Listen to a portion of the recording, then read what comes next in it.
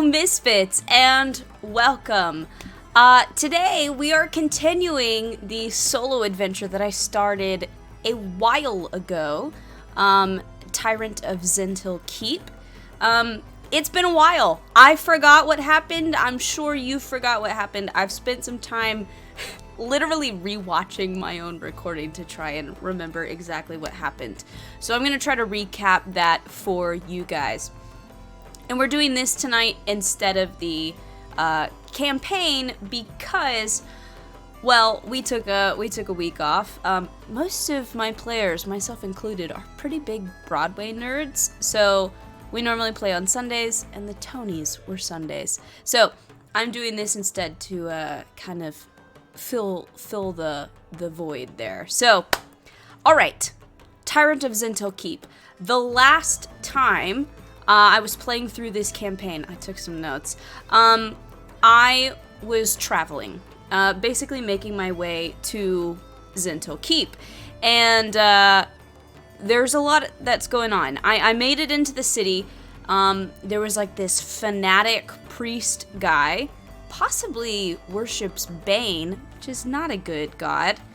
And he was talking about how this guy, Galantar, was murdered, supposedly by an orc assassin, and now these hordes of orcs are headed to the city. An orc woman in the crowd, well, she might have been a half-orc, but in the crowd she said no, that wasn't true, that Zhentarim's spies were actually behind this assassination. And something that I noticed pretty quickly in the city is there is a lot of racism. They do not like orcs and half-orcs. They're very hostile towards them. The second this woman talked, they, took her out. They beat her up. I tried to intervene. Didn't really happen.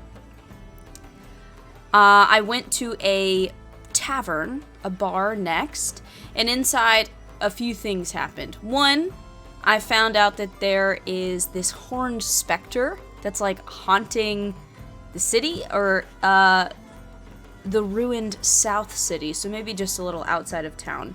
3 people are dead, 4 are missing, and there is a reward of 300 gold if I bring in this horned specter, or kill them, or whatever. I could potentially do that tomorrow night. And then there is also a girl that's been kidnapped, potentially about to be sold into slavery or something, and I could go down to the docks and try to rescue her. It was some halflings were talking about that. No, maybe it was a halfling woman and a dwarf guy.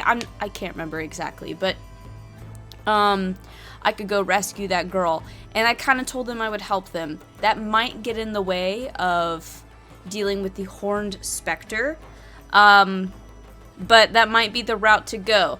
Just to remind you guys, I am playing as a paladin, a human paladin. I think I'm human. Yes, human paladin. And I think I worship Selune. And a little girl being kidnapped does not sit well with me. So I feel like I need to deal with that. I also got into a bar fight, and it was rough, mainly because, as some of you are now aware, I don't roll very well when I'm a player. I'm fine as a DM. As a player, Lady Luck is not on my side. I think last time I played through this game, in that fight, I think I was hit by a chair and a woman threw up on me. I think that's what happened in the bar fight. I was successful, but it was kind of close. The next thing that's supposed to happen is I'm gonna go down and fight some guy in some fighting ring below the tavern. So I'm gonna kind of read that entry here, and I'm gonna do a little retcon for a second because the fight hasn't started. It's about to. But I'm gonna give myself just a little bit of healing,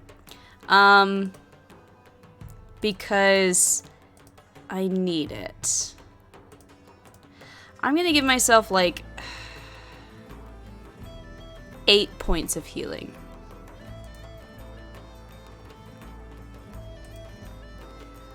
And I think that will be good.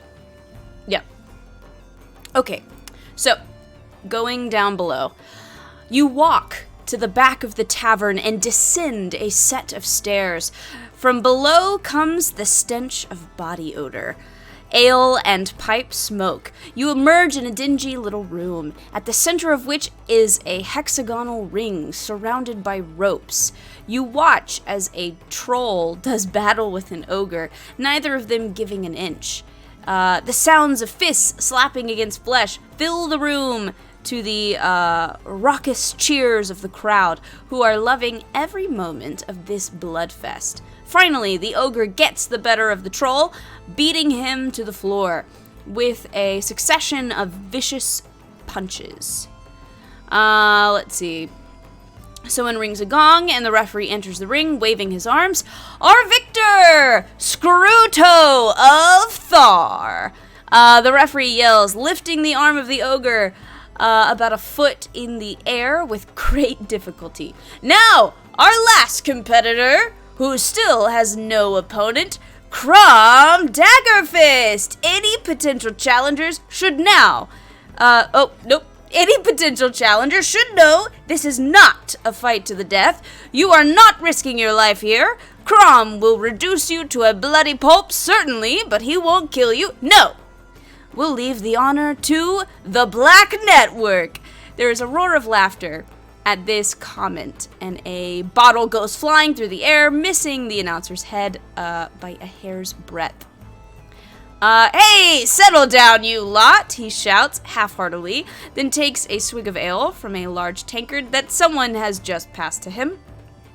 A dwarf slides in under the ropes, stands, and begins immediately pacing back and forth, leering at the crowd menacingly, a mixture of cheering and booing, greeting his arrival.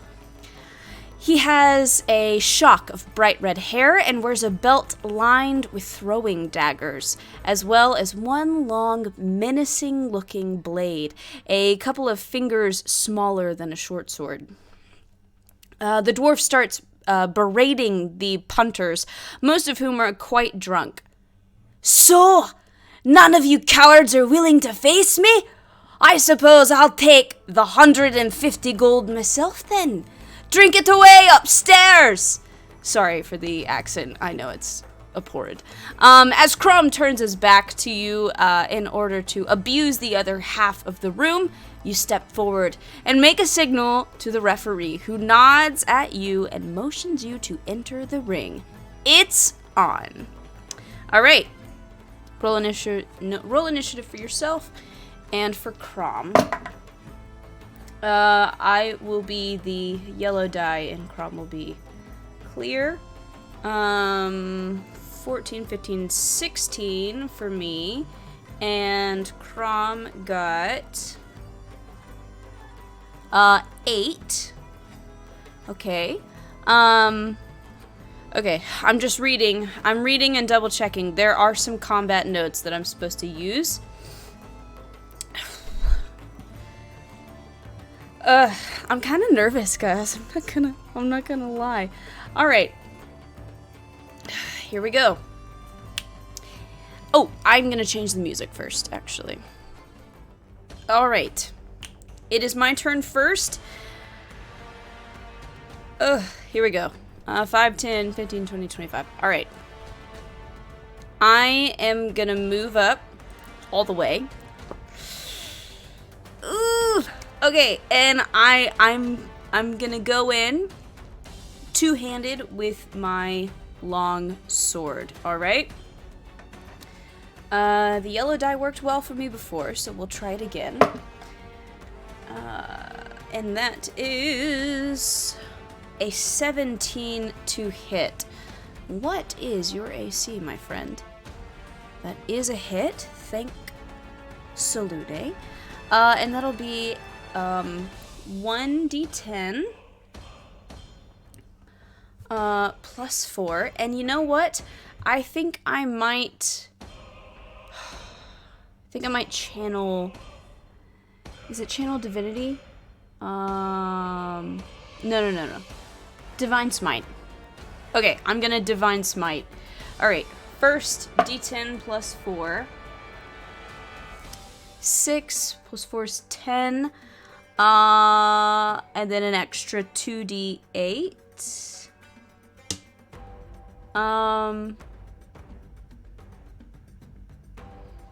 Yeah, 2d8. 10. 17. 19 points. That was really good. Okay. Alright,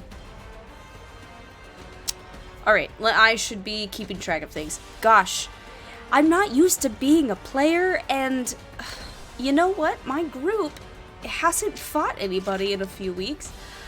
Alright, Crom. How you doing, man? Crom, he's down by quite a number. Alright.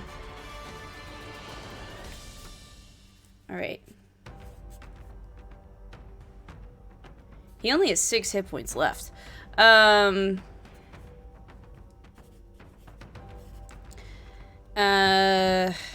Alright. Let's see. Is there anything else? Oh, man. He only has 6 hit points left, but if I had gotten him to 5 HP or left, then he would have been down.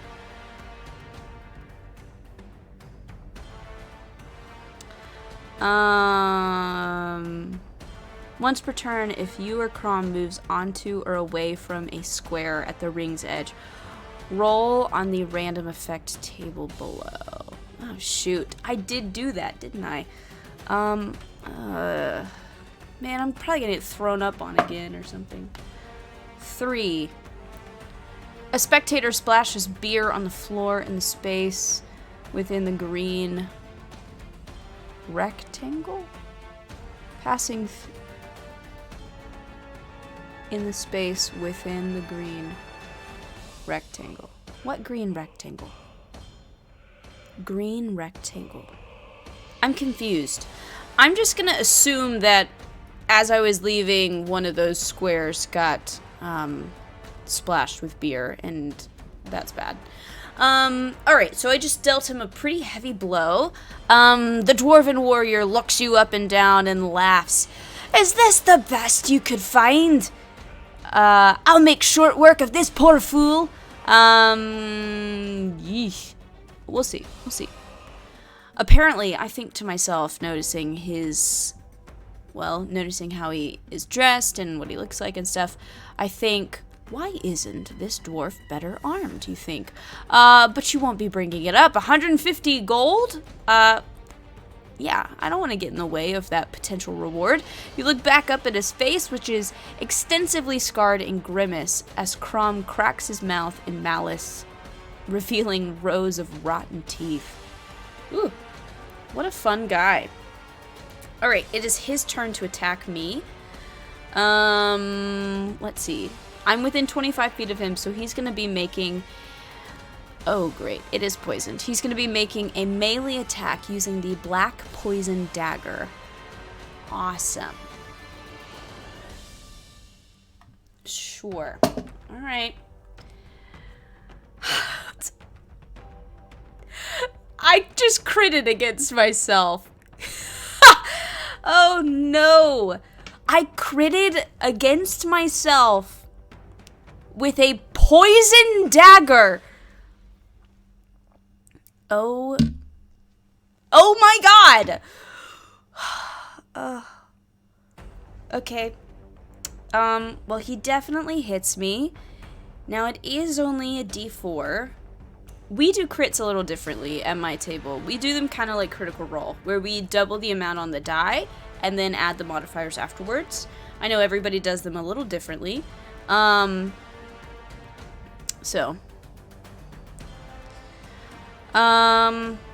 I need to make a con saving throw to avoid being poisoned. That is con 15. Did I make it? I just barely made it. I will take half as much damage, though. Okay, so we got a d4. And then 2d6 is what I need. And all of this is gonna get doubled. Mother. 5, 6, 7. Oh, wait. That'll be half as much. Okay, so 3. Okay, so let's do the dagger damage first. That's gonna be 3 doubled is 6, plus 4 is 10. Thank God I healed. And then the poison damage. I'll only take half of this. So what I'm gonna do is, instead of doubling it for the crit, I'm just gonna take it at face value. So 5, 6, 7. Yikes.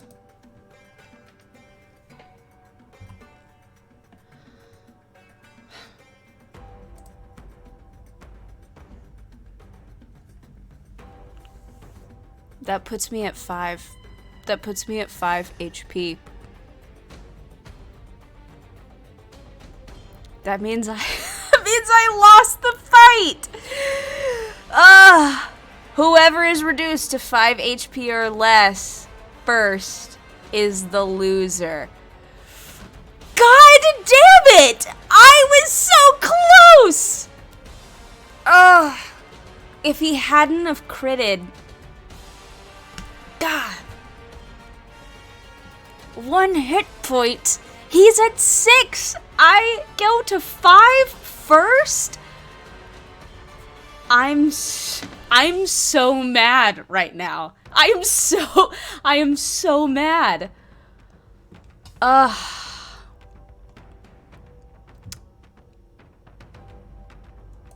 just lost out on 150 gold.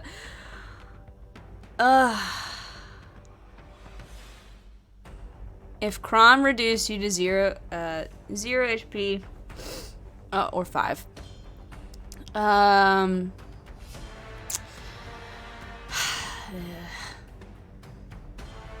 Alright, so Crom beats me and goes, "Ha!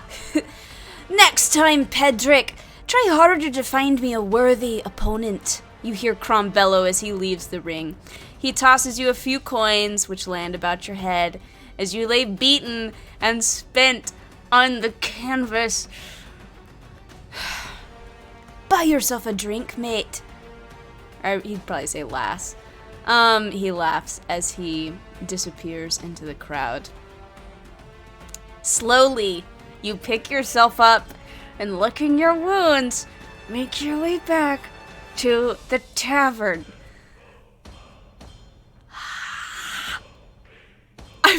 I need a second to, like, calm myself down. And I need to change the music.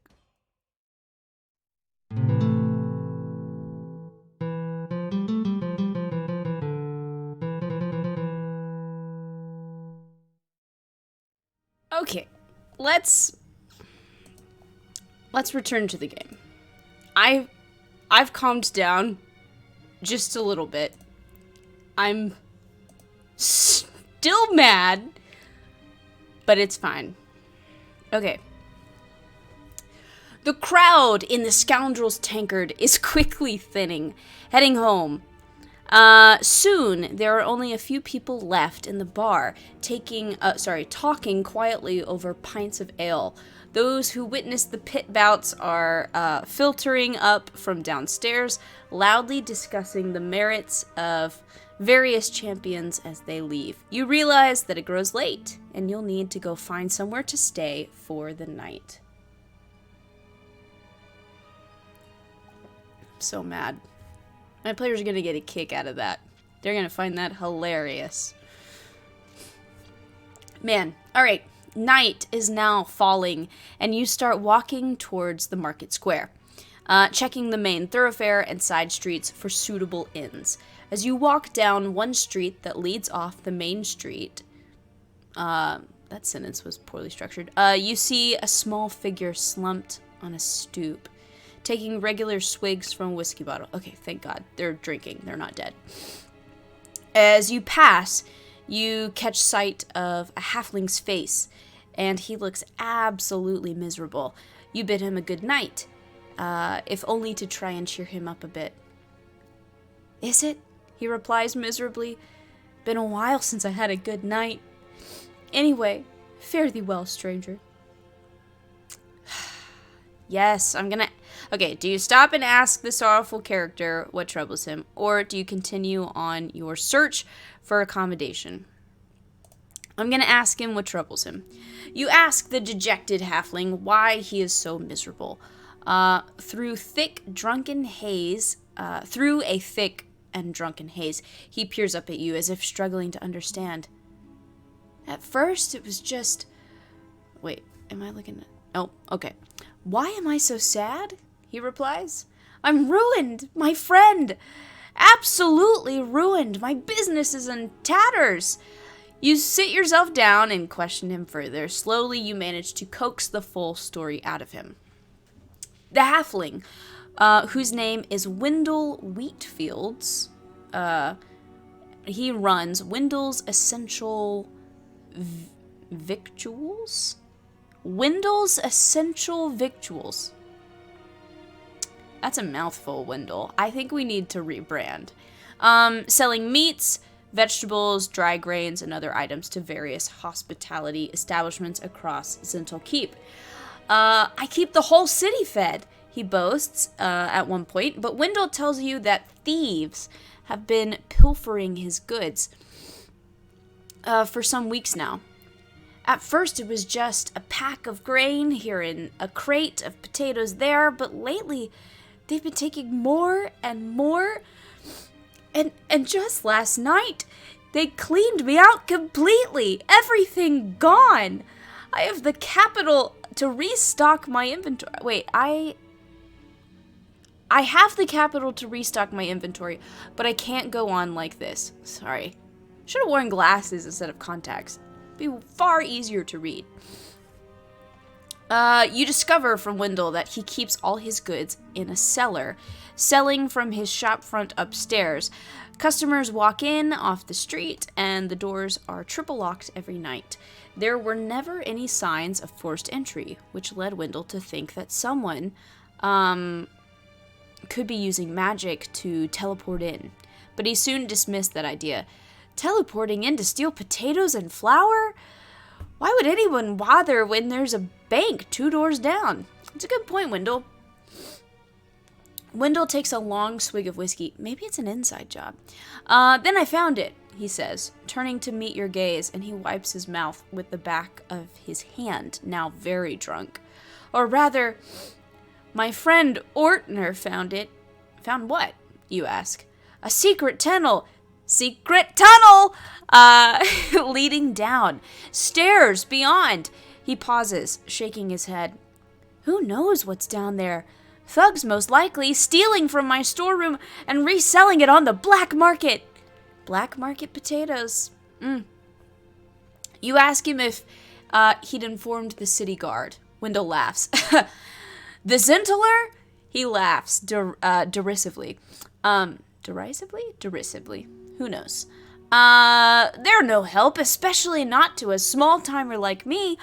Didn't you know that Bane is the god in this city? No, friend. Kindness is in short supply around here, I'm afraid, and I can't afford mercenaries, so that's me done. He takes another long swig of whiskey, nearly draining the bottle this time. I'll take a swig as well, though it's certainly not whiskey. You can't help but pity this poor little fellow. And you also can't help thinking that, depending on what is down those stairs, this is possibly something you could help him out with. Okay, here's my conundrum. And I wish to know this up front. If I offer to help him, does that mean they want me to help him now? Because I have 5 hit points. Literally only 5. And that's not good. I do think I have 5 hit points left. Okay. I'm gonna see if offering him help means that I have to do that tonight, because I definitely need to rest.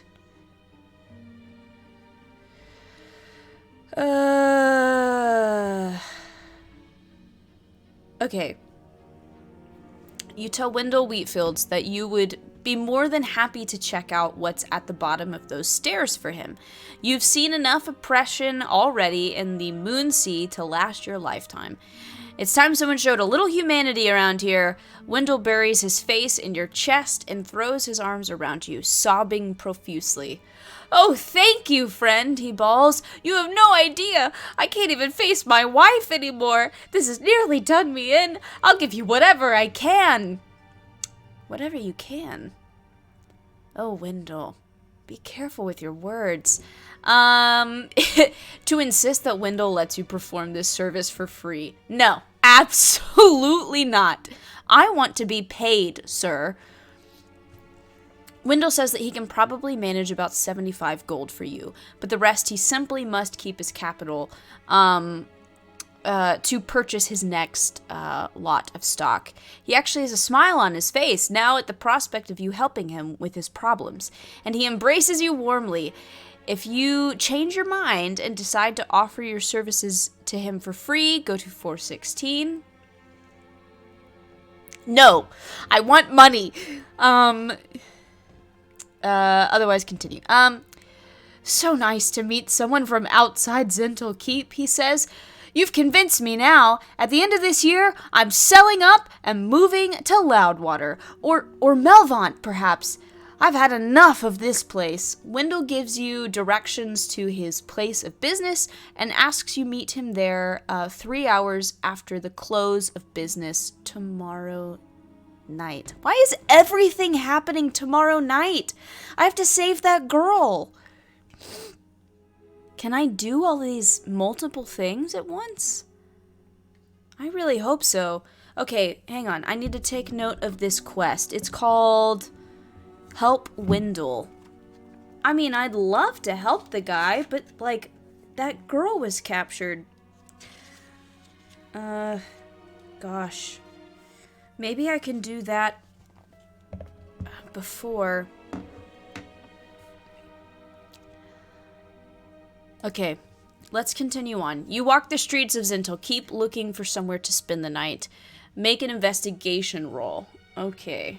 God, I hope I don't end up in some crappy place. Oh, we can crit against myself, but not when I'm looking for a place to sleep.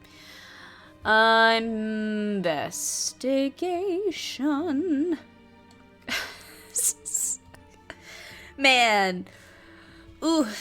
My paladin girl. She's not that smart. Does not have the keen eyes.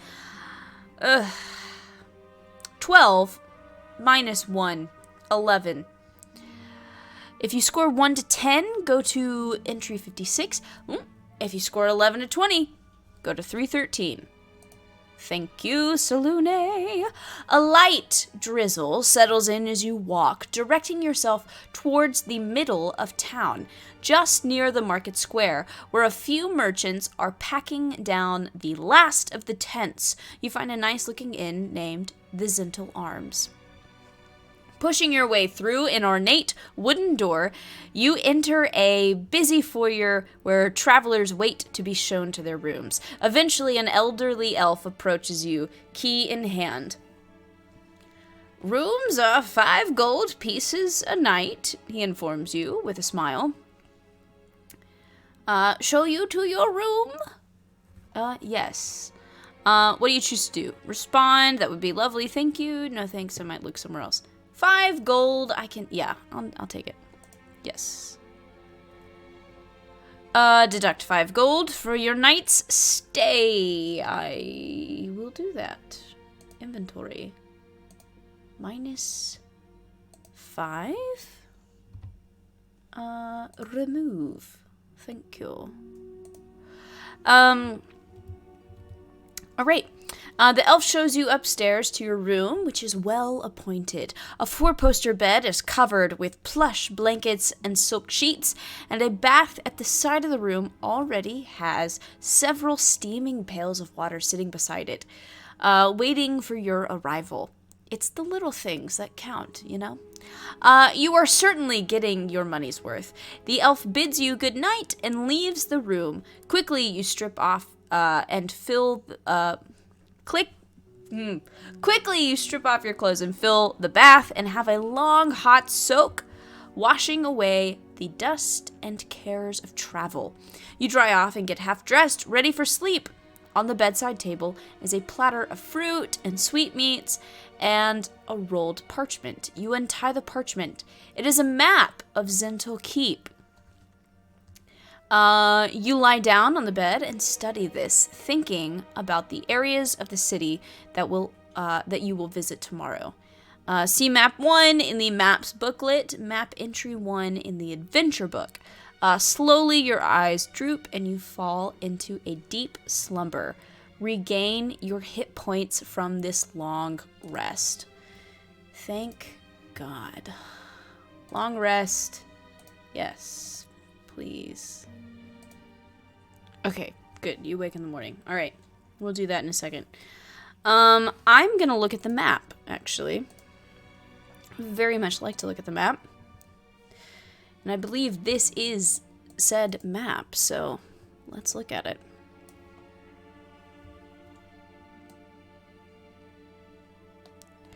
All right, so we have, I'm at the Zhentil Arms, so I'm over here. The market square is when Wendell is, I think, kind of where Wendell maybe was. It might kind of be where the tavern was as well, so good to know. Tesh River, I'm gonna have to go to one of these docks at some point if I choose to try to save that girl that was kidnapped. And then the South City Ruins is where the Spectre is. Ugh, gosh, there's already a lot going on. Who's surprised? Not me. Okay. Alright. I wake in the morning and take breakfast downstairs. Gruel hotcakes with sweet syrup. Thanking the innkeeper, I walk out to the street and survey the scene before me. Carts trundle toward the market square where merchants are already getting up. The day is fine and clear, and all about you, locals and travelers go about their business. Unfurling your map, you study the different areas of Zhentil Keep and consider what parts you should explore. Alright, let's go to map entry 1. Alright, on the back of your map is scrawled a brief description of each area. As you move between locations, you may cross a green dot, in which case, roll for a random encounter. Tables on the next page. So, I'm here. Unless I go to the Temple of Bane, I'm certainly going to cross a dot, but let's read. So, we've got Arcana Lane. A treasure trove of supplies and diverse artifacts for magic users of all kind. I mean, like, I kind of am... you know what I should have done? I forgot I had the spell Command. I could have used that on Crom, the dwarf. There actually was dialogue for using Command against him. I'm so stupid. Okay, well, whatever. It's fine. I one-shotted myself. Great. Okay. I mean, I could go there. I am technically a magic user, but not, like... It's not the same. The Grand Temple of Bane. Glorious temple of our beloved god Bane. This grand place of worship is presided over by High Priest Fazul Chembril. What a name. Fazul. I wonder if he is or is in any way connected to the guy that was spewing nonsense when I first entered this city. Temple of Bane, not a good place, but I might learn a lot about what's happening in this city if I go there. Not that they would speak to me truthfully, but I'd at least kind of see maybe what the bad people in this town are up to. South City Ruins. This is probably going to come up at some point. From the ashes, we will rise again. After the disastrous invasion of the orc and ogre horde and the scorching of Dragonfire that destroyed Zhentil Keep nearly 50 years ago, we rebuilt this fair city out of the rubble and ruins of old. Some of the destruction is still visible in the South City to remind us of those horrible times. Interesting. The Market Square. Wendell should work over there. All manner of goods are available here. Vegetables, fruits, fish, meats, foods from all over the Moonsea, as well as interesting books, perfumes, trinkets, whatever you need. There is a merchant here to satisfy it. Oh, something else I might be able to get in Arcana Lane. I wouldn't mind getting a magic potion if possible. That would actually be really nice. Oh, you know what I need to figure out? I should have received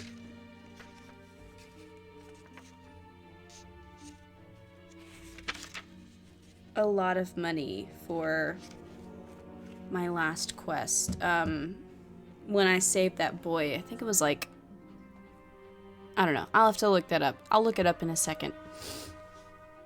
Because I definitely want that money marked on my sheet.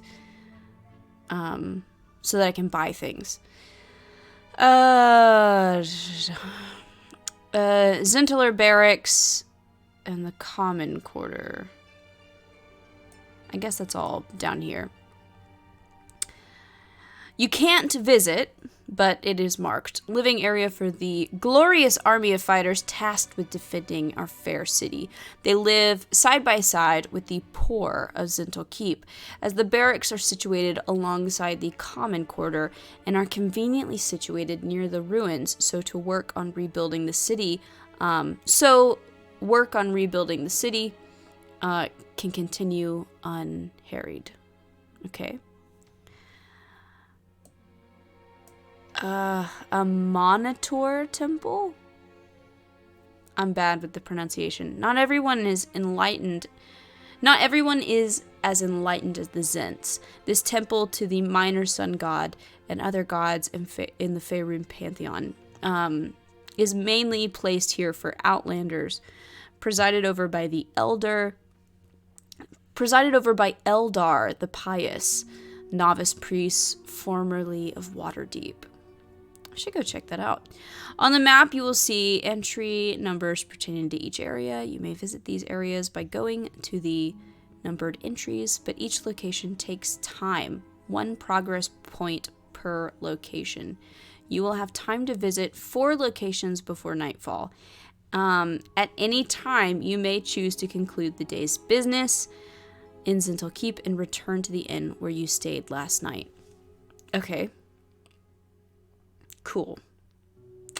I'm going to pause real quick and figure out how much money I should have so that I can do some shopping if need be. I think what I want to do first is go to Arcana Lane and maybe see if I can buy some health potions. Yeah, so that when I'm in a bind, it's not too terrible. So I need to go to number 12.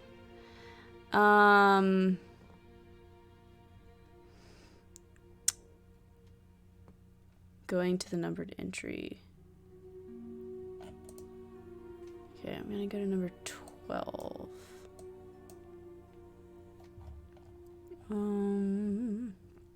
12. And I'm adding progress points because I'm progressing through the day. I think once I reach 4, I have to stop. So, got 1 progress point.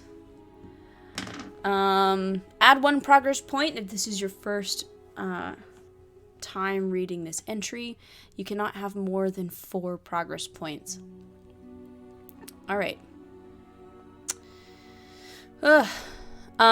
Make your way over to Arcana Lane, the eastern part of the city, just north of the River Tesh. A short tunnel leads to a narrow lane, and you make your way through. On the other side, the narrow street continues for a short way and then opens up into a wide bazaar, covered with a canvas roof that provides a pleasant shade. Numerous doorways are tucked in amongst the stonework, signs hanging above them. Some of the doors stand open, and strange aromas drift from each shop. All types of characters make their way down Arcana Lane, peering in windows or just loitering here and there, reading, practicing spells, or inspecting their recent purchases. 3 particular shops catch your eye. You may visit any 2 of them. If you choose to visit all 3, take another progress point. I could visit Pizar's Potion Emporium. I could visit Melwish's Magical Curiosities, or I could visit Fotis the Clairvoyant.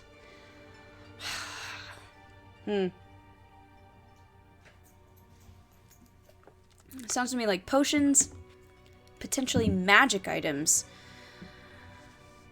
and then I don't know about this Fotis the Clairvoyant. I mean, it sounds like kind of just some hoopla or something. Let's go to the Potion Emporium, because I have talked about wanting to do that. Alright. You enter Pizar's Potion Emporium through a low doorway. Inside the antique gloom of the shop, there are several other customers moving about, casually browsing through different categories of items. The walls of this grand establishment are lined with tightly crammed shelves. At the far end of the shop, behind a wooden counter, is a stout dwarf in rich burgundy robes, his face partially obscured by a complicated-looking array of beakers and tubes. We've had a lot of dwarves, I feel like. And this wild gray hair, his wild gray hair sticks up like a bush of nettles. No doubt this is Pizar, and he ignores your arrival, absorbed in his work and combining strange-colored liquids. You peruse the shelves. There is an entire shelf reserved for healing potions. At 150 gold a bottle, there appears to be 5 standard healing potions available at the moment. I don't want to buy all 5. Probably. How much would that be? 750. I mean, I could buy all 5, but if I buy all 5, I probably can't buy whatever's in the 150 gold. Ugh. So much. Like, standard healing potions, like 50. So this is quite the markup. You also see a potion of hill giant strength, which looks interesting, as well as a potion of flying. Oh, potion of flying could be interesting. You can see being handy in a number of situations. Suddenly, as you are perusing the shelves, there is a small shattering noise. and you look across the shop to see a halfling laughing uproariously. He is holding an empty bottle. "Hey!" Pizar shouts. Oh, Pizar says hey. "Hey!" Pizar shouts in the halfling's direction. "Pay first, then drink, you thief!" The halfling ignores the dwarf, and as you watch, you see that he can not really be called a halfling anymore. He is growing, and quickly. Oh no. "Bloody Nora, get him out of the shop!" "Oh no," Pizar yells. Someone grabs him. Someone grab him! Get him out into the street! He'll destroy my ceiling!" Yikes. If you wish to try and help Pizar, the potion maker, make an athletics check. I am gonna do that because if I help him, he might give me a discount on some sweet potions. So I'm gonna make an athletics check to grab the expanding halfling and get him out of the shop. The DC is 14. I'm nervous. Very nervous. Ugh, with reason. Hang on. Oh, I just got it. I got 14 total. Thank goodness. Yep. Woo! If you were successful, go to 141. Thank you, Solune. Not wasting another moment, you run over, grab the large laughing halfling. As you do this, you randomly think that an excellent tongue twister that would make the laughing halfling, the large laughing halfling. It's not the worst tongue twister. You throw him over your shoulder and stride out of the shop, grunting with the effort. Once out on the street, you drop him and he falls onto his back in the street, now at least 6 feet tall and still growing. A small crowd gathers around. "Thank you!" Pizar shouts from the door behind you. You turn and re-enter the shop, wiping your brow, and find him back behind the beakers and tubes, humming away happily. "Get that a lot, do you?" you ask, a little put out that he's not more grateful. "You nearly broke your back carrying that inflated midget out of his shop. Hey, that's kind of rude, all right? Halfling." "Oh, yes," Pizar replies, then peers out from behind his equipment, lowering his spectacles. "Oh, I do really appreciate it. He looks around his shop. "I'll give you a 10% discount on your purchase. How's that?" You smile. "Very nice, thank you." Perfect. You browse the wares. There is a wide range of bizarre potions available here. Many of them designed for domestic use, such as potions to encourage cows to provide milk, potions to get unmovable stains out of clothes, potions to make your children more obedient. The list is endless. As far as you're concerned, the list of useful potions and their prices is as follows. If Pizar has granted you a discount, then adjust the prices accordingly. So Potion of Flying, 150. Potion of Hill Giant Strength, 130. Potion of Healing, 150, and there's 5 of those. Potion of Gaseous Form, 75. Potion of Growth, 100. Potion of Mind Reading, 100. Potion of Necrotic Resistance, 200. Make your purchase and then depart. Okay. And then you return to entry 12 without taking a progress point. Gosh. I kind of want to check out, because I can do these 2 shops without taking a progress point, I want to check out the magic shop and see what's there before I buy anything from here. Does that make sense? And what is that discount gonna be? Okay. Cool. I'll have to do all that math in a second. Alright. We're gonna go check out that magic shop.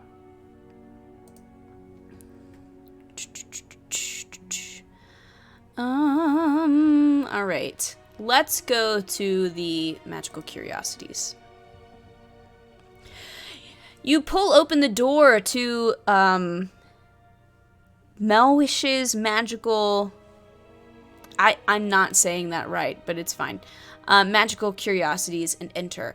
Inside, it is dimly lit. Warm golden light spilling over the tables and shelves on which a large assortment of strange and fascinating artifacts are displayed.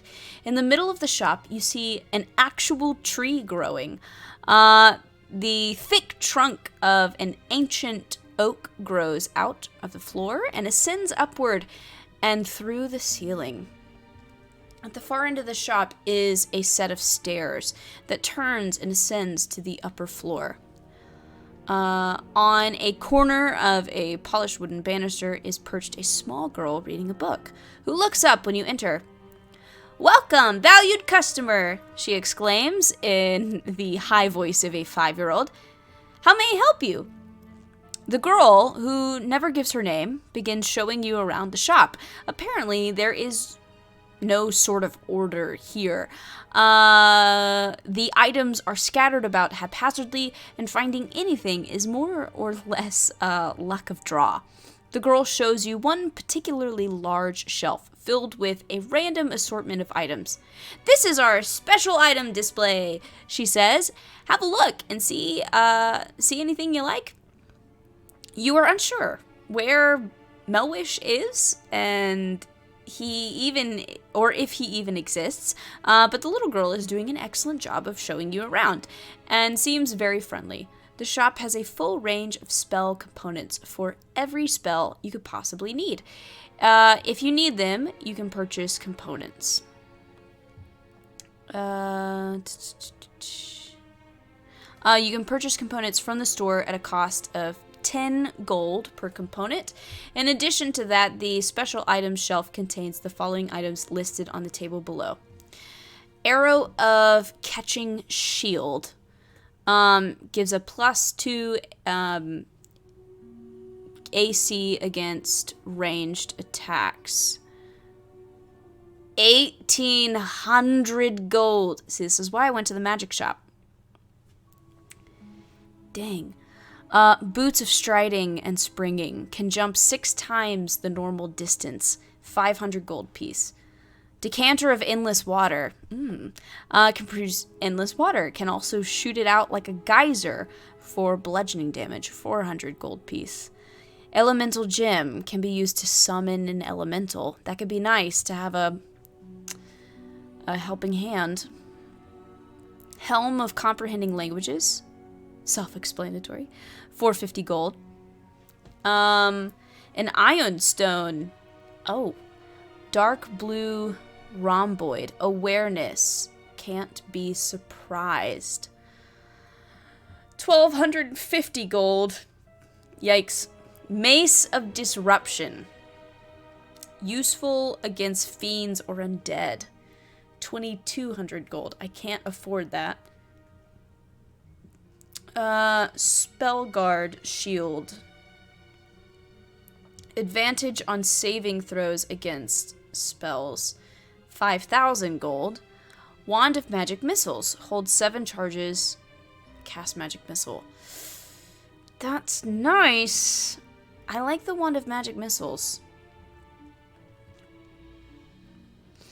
Consult the DMG. Page 150 to 212 for more detailed information on these items.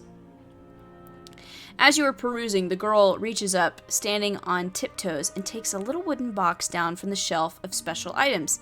"Would you like to see something really special?" she whispers.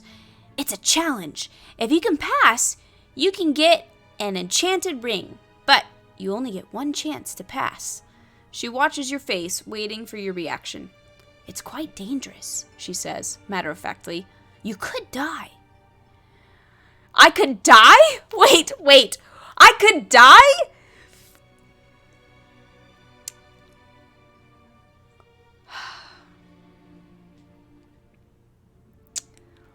Go big or go home, right? Yeah, I'll take your challenge. Oh no, I'm dead. I'm dead. The little girl giggles. I was hoping you would say that, she says, and waves a hand, uttering an incantation. All of a sudden, you feel your form changing as your body is being sucked out of reality itself, and space starts whooshing past your eyes. Your vision concentrates on the lock of the little box the girl is holding, and you feel yourself traveling toward it with pinpoint accuracy. The entirety of your being squeezing itself through the small opening. Everything goes black for just a moment. What? Go to map 8. What have I done? What have I done?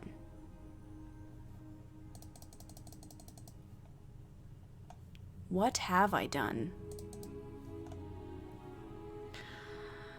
Map 8. Here I am.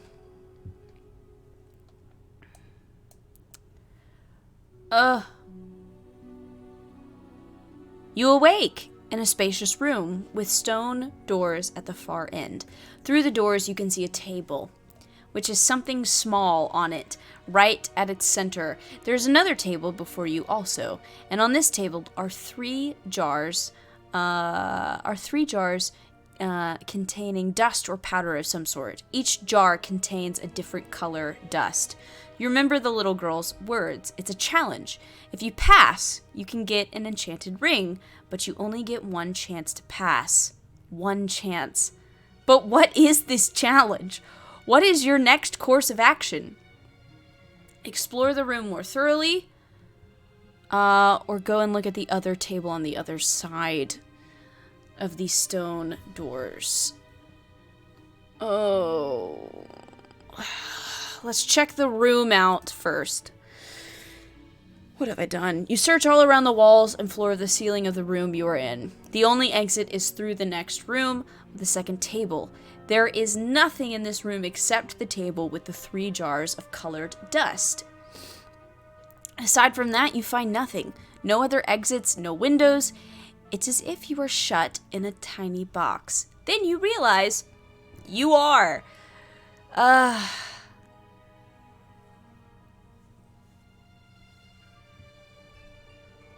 guess I'll check the other room.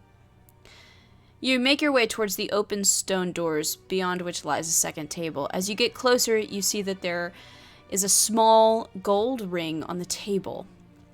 On either side of the table, strangely, are two huge stone statues, giant warriors standing sentinel.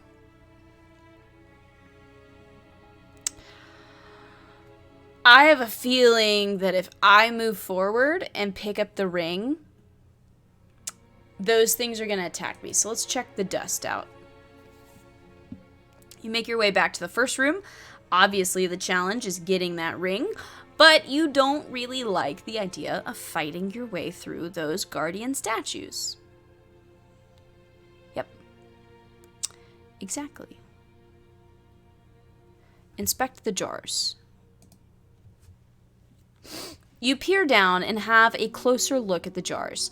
There are 3 of them, and each contains a powder of some sort. They are also labeled. The one on the far left, containing a red powder, is labeled Sazine. Great. The middle one, containing a brown powder, is labeled Dyer, D-Y-R. And the one on the far right, containing a blue powder, is labeled Ashvin. Remember, the little girl said that you only had one chance to get this challenge right. Whatever you do next could be your last action in this room.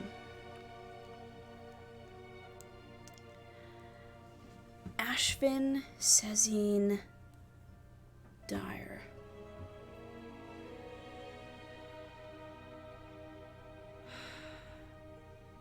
I'm gonna inspect the blue powder named Ashvin, labeled Ashvin.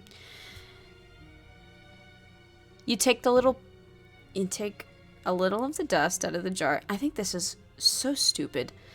And sniff it. Yeah, that's pretty dumb. It has no odor, and you detect nothing from the smell. But when you look at your fingers again, they are invisible. Ah, where they touch the powder. You toss the contents of the jar into the air and let it float down over you, making you completely invisible. Then, calmly, you walk through the rest of the room and pick up... See, when I was inspecting, I didn't think I'd just be using it. Thank God I chose correctly. Then you calmly walk through the next room and pick up the ring. The guardians are none the wiser as you pick up the ring and make your way out of the room. Suddenly you feel the same bizarre sucking sensation that brought you here. Your body dematerializes and everything goes black for a moment. After a moment, you find yourself back in Melwish's magical curiosities. The little girl is smiling from ear to ear. As you watch, she begins to grow before your eyes, increasing in size until she is nearing your height and slowly morphing from a little girl into an old man. A total transformation. Well done! The old man, dressed like a wizard, congratulates you. You are the first person this year to pass my challenge. What you have in your hand there is a ring of resistance. Hey, that's pretty nice. Roll a d10 to find out what gem the ring holds, and hence what damage it will grant you resistance against. All right. 2. Cold. I have a ring of cold resistance. Cool. It's nice.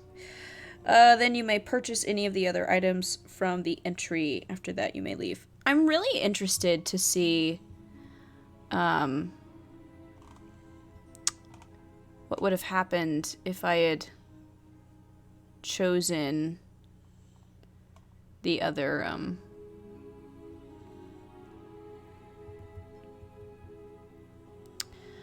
I'll have to look up what would have happened if I had taken some of the other powder. Okay. I have a ring of cold resistance. Let me see if I can add that. Fantastic. Okay. Do I buy any of the stuff here? Okay, things that I find intriguing. I like the elemental gem. Summon an elemental. I think that could be really useful just to have another thing attacking. I would be interested to know if that's a one-time use. Where do I need to look? DMG 150 to 212. Okay, getting close. Not the deck of many things. Lord. Have any of you ever put a deck of many things in your game? I've thought about it. Gem contains a mote of elemental energy. When you use an action to break the gem, an elemental is summoned as if you had cast Conjure Elemental spell, and the gem's magic is lost. It's... What color is it? Doesn't say what color, so maybe I get to choose. Okay, so that's a one-time use thing. That makes me a little less eager to get it. Still could be nice, but... Okay, arrow catching shield. +2 AC against ranged attacks. Ah, but that's expensive. Boots of striding and sprinting. Nice. Can jump 6 times the normal distance. Normally you can jump half your movement, I think.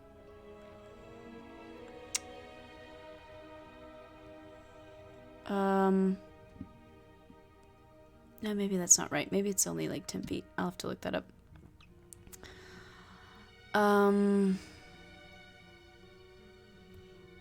Gosh. Wand of Magic Missiles really appeals to me because Magic Missile is like an auto hit. I don't have to roll to hit. So that's nice. It's a solid spell. It is 7 charges, which isn't bad. Something I also really like is the Decanter of Endless Water. There are a lot of ways that can be used, and I could have like a geyser shoot out, which could be cool. I want the Decanter of Endless Water and the Wand of Magic Missiles for sure. So let's add those to my inventory and detract 900 gold.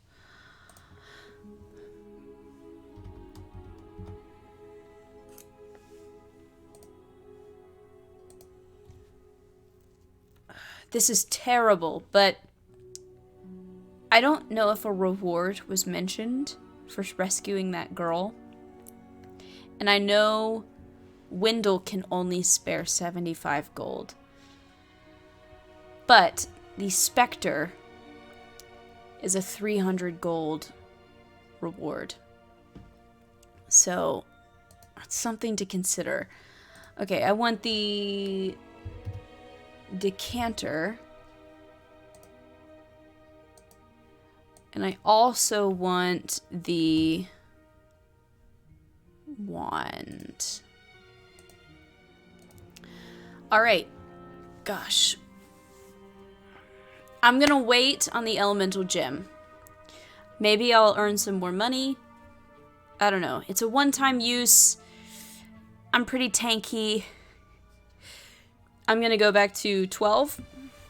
I'm gonna go in the potion shop and buy some potions.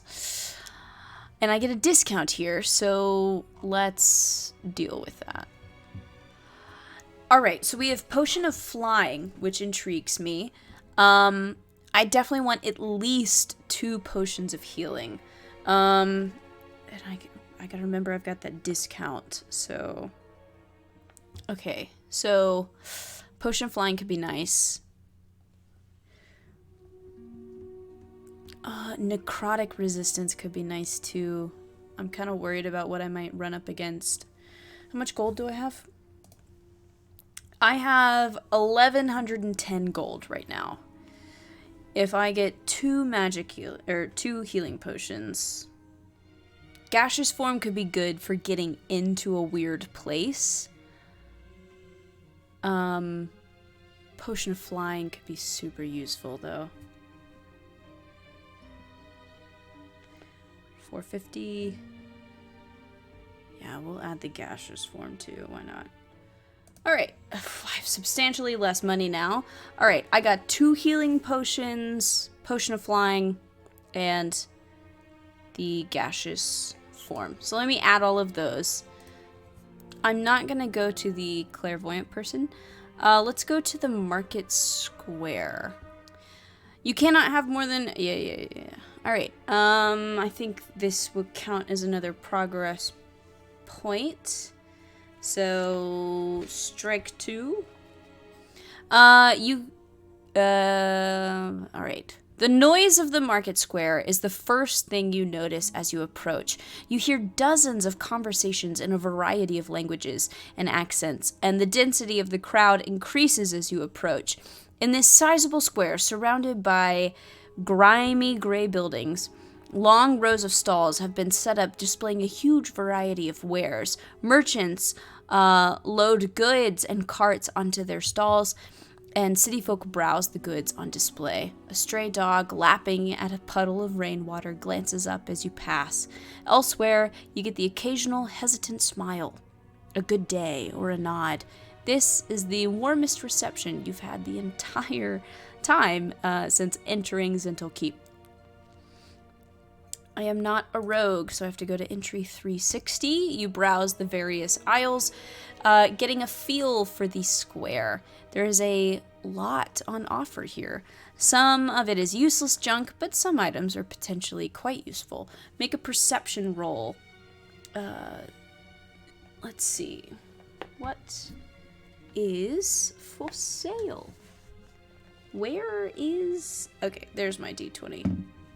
Move my coffee.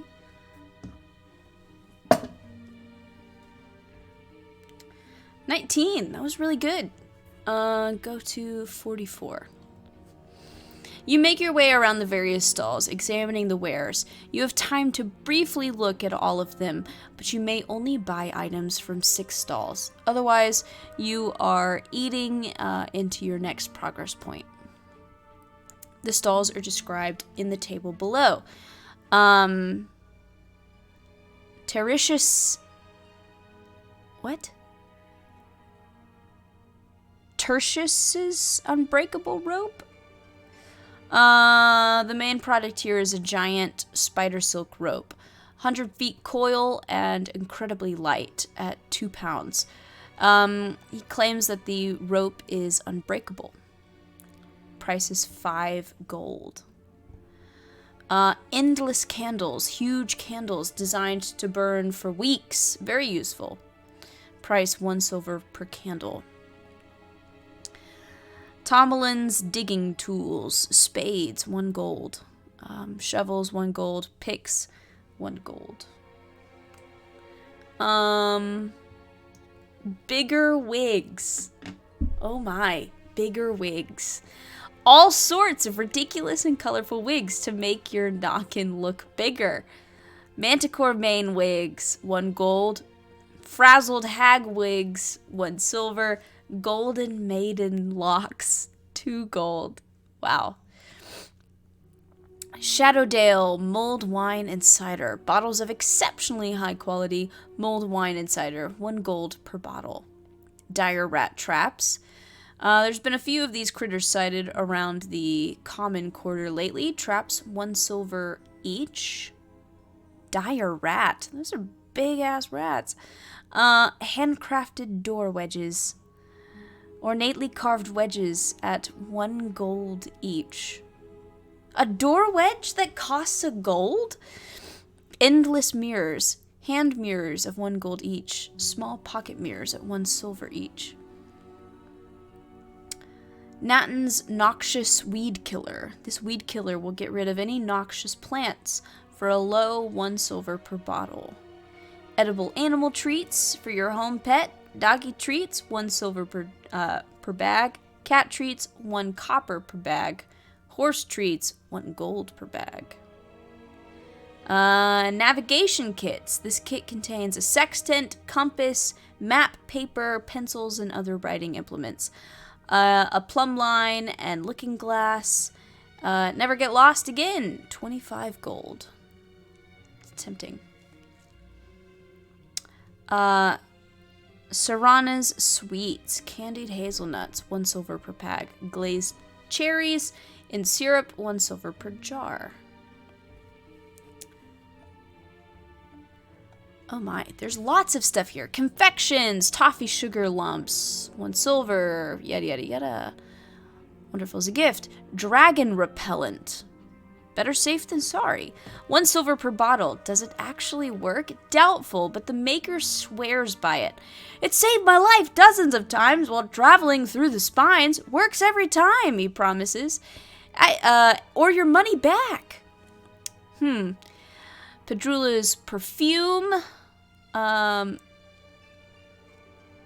Essence of jasmine, 1 gold per bottle. Odious odor killer, 1 silver per bottle. Aroma of alluring night, 1 gold per bottle. Hammocks, get your bum off the ground, 1 silver each. Bells galore, handbells, ankle bells. Potions, tinctures, and ointments. Burn cream, 1 silver per jar. Smelling salts, 1 silver. Potion of vigor, 1 gold. Use uncertain. I think I know what that potion of vigor is for. Harkula's hand drums. Not a bard. Adderton's books and scrolls. Notable tomes. History of Dragonspire. Lore of Banite religion. Under the counter, notable factions of the Moonsea region, 70 gold. That seems to be like that. Those books seem to be the most valuable out of everything that I've seen here. More musical stuff. Flutes. Books of tunes, pipes, potent pipe weed. Gosh, I do think the book is under the counter too. That seems important. I bet Scimitar Street sells weapons. I'm gonna buy a couple rat traps. I know that's weird, but I feel like that could come in handy. I weirdly kind of want to... I don't know if it'll work out, because this is a game run by, you know, predetermined text, but part of me wants to buy a mirror. Because I think it could come in handy for maybe distracting somebody with light or peeking around a corner. So I'm going to buy a pocket mirror. Screw it. I'm buying all the books.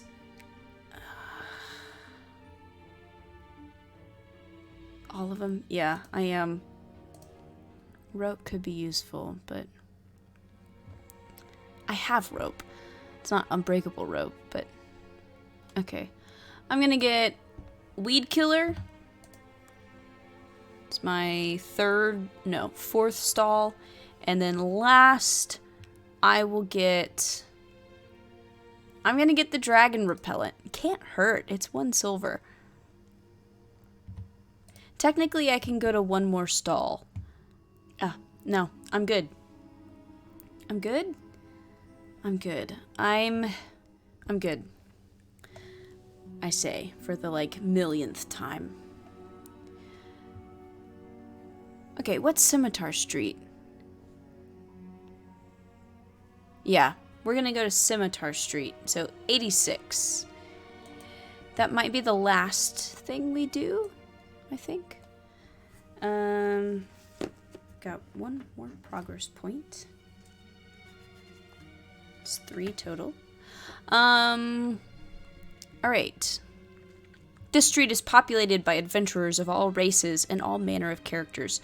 Street vendors hawk food to passerbys, and beggars beg for money, jangling metal cups as you pass. Ahead, you see a patrol of Zhentiller soldiers, and you stop, turning your back to them, pretending to examine the jewelry laid out by a street hawker.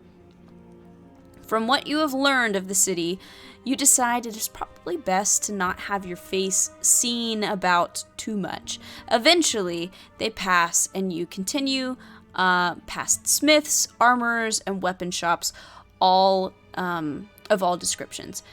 Several look promising to your experienced eye. You may visit any 2 of them. If you choose to visit 3, take another progress point. Mail plate and hide. Let's see, the sword in the forge, and then Gunther's general supplies. I want to go to the sword in the forge first. I want to look at weapons. If I could get a +1, that would be great. You enter the large and spacious shop named The Sword in the Forge and are immediately struck by the peaceful atmosphere. Of course, something you've never encountered before in a weapons store. What stores are you going in? A dark-skinned young man holding a cat walks between customers, checking that their needs are taken care of, and a young woman, who could easily be his twin, paces lightly around, bringing customers their orders and engaging them in polite conversation. What a delightful store. You start perusing the wares and are struck by their high quality. The selection is vast and the workmanship is outstanding. See anything that takes your fancy? The young woman asks, coming near. Kellilan? Good grief. I'm Kellilan, a part owner. I part own this place. It's run as a cooperative of where weaponsmiths, bowyers, and finesmiths. There's a dwarven work here, elvish, human, all sorts. You notice Kellilan talks with a thick accent that sounds nothing like the locals. Oops, did not give her an accent. I'm from Vasa, she says with a smile, as if reading your thoughts. My father moved us here some years ago. There's not much going on those ways. Not these days, anyway. Just strife. You nod appreciatively. Could you show me through your stock? You ask politely. Sword in the Forge is an exceptionally well-stocked weapon shop. Browse the list below and purchase what you like. Oh, thank God, they're reasonably priced. Shit, they're not great, though. That's not... Longsword? I guess I could get a... I have a longsword and some javelins. I could get a great sword, maybe. No, but what would that? Hang on. No, I mean 2d6. I mean, I could do that. They have basically all the standard stuff. I could get a great axe and get a d12. I kind of just wanted a +1. The store also has a single suit of ring mail for 40 gold piece. A little more expensive, but it's an exceptional suit. What do I have on? I think I've got better armor than that. As you are searching through, choosing your purchases, Kellilan leans in and says quietly, "You look like someone who knows their weapons.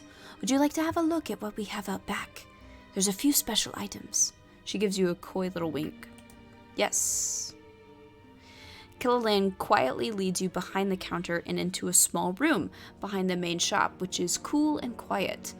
In here are crates, some unpacked, and a selection of weapons and other things laid out on a table. Kellilan first shows you a simple, unassuming arrow. "An arrow of undead slaying," she says, all business now. "Any undead creature, ghoul, vampire, zombie, this will down them. If not completely, then almost." She gently sets it down and then proceeds to the next item. An ornate longsword. Ooh. "This sword belonged to Zintar's nephew, it is said. He was gifted it by a mage from Melvant, but he never knew how to use it. It's been in our possession for many years. Perhaps the price is what scares people off." Kellilan then carefully picks up a long, vicious-looking dagger. She flips it around to show you a chamber on the underside. "A little flick of this catch here causes poison to run down the blade. It's equipped with 2 doses of angel's tears. After that, you'll need to refill it yourself."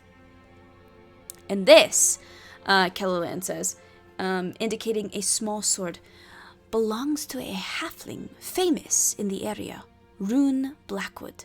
Finally, Kellilan shows you a small bottle. "Oil of sharpness, distilled by my father himself before he died, will make your blade keener than any sword in the land for 1 hour. Then she lays out the prices for you. Damn it. Yeah, I can't afford the sword. The sword is $17.50. That's crazy.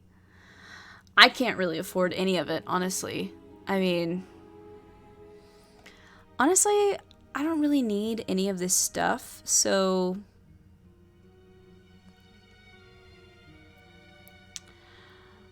I'm gonna go back.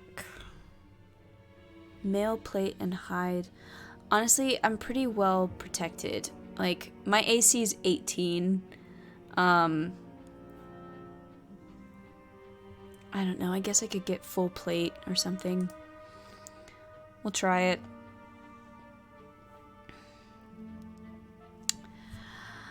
I step inside the spacious door, which appears unattended. Soon, however, a gnome appears from the workshop out back, from where hammering and the hiss of rapidly cooled metal can be heard. Sorry, I was taking to my smith, the gnome chirps merrily. He looks middle-aged at most, but then it's hard to tell with gnomes. He could be 200 years old. Who knows? Can I help you? He asks. You make a few inquiries, and the gnome shows you around a shop, which specializes in full suits of armor. He is an interesting little chap, and you are soon deep in conversation with him, thinking, I might get a good deal out of this. Your conversation is rudely interrupted by the entrance of 3 Zhentil guards. You there! Gnome! Service! The gnome coughs in a dignified manner and replies, yes, sorry, sir, but if you could just wait till I finish serving this... No, I can't wait, the Zhentil. Wait for no one! Get over here. The gnome grumbles, the gnome mumbles you an apology and walks quickly over to the counter where he steps up onto a box. Very well, sir, the gnome says, and the Zhentil guard says to the Zhentil guard, visibly flustered, how may I... The guard cuts him off again. I need to order 24 suits of full plate at cost. At cost, sir? No, that's simply not... You will deliver this armor at cost, little gnome, or Manchun will come down on you like a ton of bricks. Do you hear? There is a war on, midget. What a jerk. How will you deal with this rude soldier? Patiently wait until the Zhentil depart. There is no one else in the shop. You could draw your weapon and attack. You could cast command and tell him to grovel. I can't cast suggestion. I don't have suggestion. But I could cast command. I don't have minor illusion.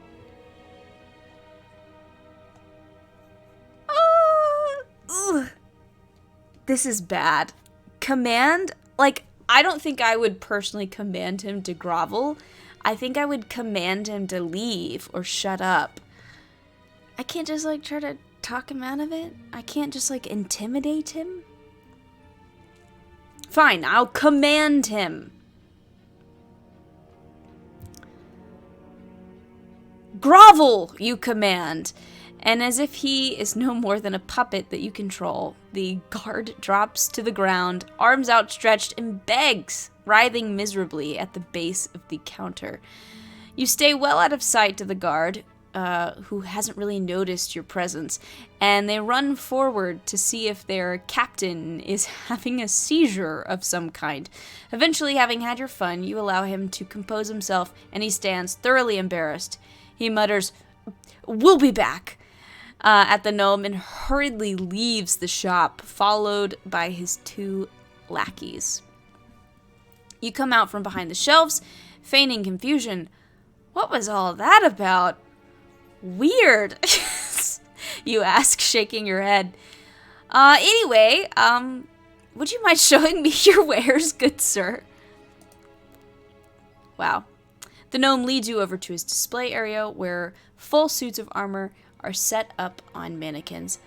I'm afraid we're not as well stocked as we usually are, the gnome says apologetically. But have a look around.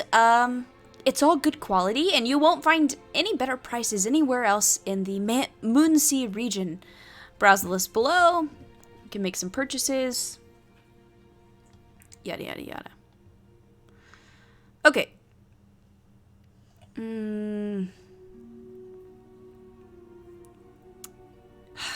I have the best weapon on. I have the best armor on. Damn it. Alright. Well, that was great. Good talk. Alright, what should I do? going to the temple could give me good information. But there's also notably a lot of bad stuff happening in the South Sea ruins. That's where the poor people live. I could find good information there as well. And might be able to learn a little bit more about this specter. So I think for my last thing, I'm going to go to 78 and go to the South City ruins. So it's my last thing for the day. After this, I'm going to have to figure out who I'm helping. All right. You make your way to the common quarter and into the ravaged, rubble-strewn landscape of the South City ruins. From what you have gathered during your time here, there was a great invasion of Zhentil Keep some 50 years ago by a large force of orcs, ogres, and even a dragon or two. The city was more or less leveled, and rebuilding has been going on since. It appears most of the debris has been cleared away from this area, and you can see that the road has been remade. Fresh cobble runs southward out of an open gate and onward to the next city to the south, named Ulash. Behind you, the north, a swath of newly constructed houses forms the common quarter, where many of the poorer citizens live, in the Zhentiler barracks on the eastern side of the South City. You walk into the midst of the ruins and have a look around. Mostly all you can see are the blasted, empty shells of wrecked houses and the odd scurrying rat. But to the south, you can also see the remains of what appears to be a temple. Okay, do I investigate some of the houses? Or investigate the temple ruins?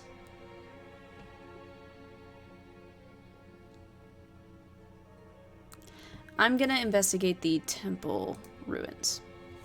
You walk south, discerning the outline of a temple made in an older style than the other buildings you've seen so far in Zhentil Keep. It resembles some of the Bane temples you have seen since being here, and nearing the ruin, you can see inside the remains of an altar. The entrance, however, is utterly wrecked. A high pile of rubble will make getting inside a bit of work. You climb over the rubble pile to get inside the ruined temple. If so, go to 45. If you would rather go and investigate some of the ruined houses instead, go to 58. Or perhaps you've had enough. I'm going in. You make your way through the... Nope. You make your way to the pile, looking to climb over it and get inside. But then to your horror, the whole thing starts to move, forming itself into a vaguely humanoid shape. A stone monster stands fully erect and starts advancing on you. Evidently, it does not want you to enter this temple. Go to Stormstone Combat Sheet. This is a... Oh, no. Okay. This is a perfect place for us to stop.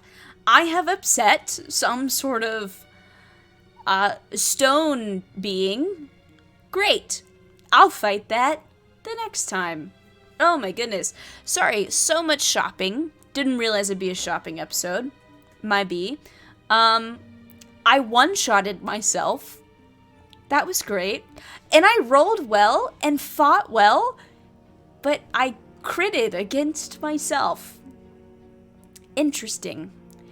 I got a lot of potions and some magic items, and honestly, I think that was best. I'm honestly pretty decked out in terms of weapons and armor, so until it's like a +1 weapon or a magic weapon, yeah, I don't really have need of that kind of stuff. So, and same with armor. Anyway, that was this. So we've got another installment of Tyrant of Zhentil Keep. Still don't really know what's going on in this city. And obviously, this Bane temple being guarded by this thing is not great. So we'll deal with that next time. If you enjoyed this, feel free to like and subscribe. Leave a comment below. Have you ever one-shotted yourself in a campaign? If not, I guess that's just me then.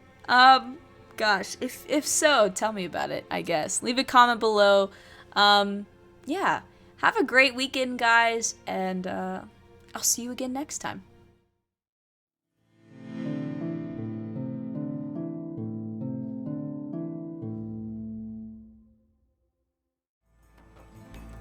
I can't believe I critted against myself. A one-shot. I can't believe that. I can, but I can't. That's so upsetting. I already texted my table about it, and they've already laughed at me. What makes it worse is, like, if I had just healed myself 10 points instead of 8 points prior to that fight, I would be up and probably would have beat him.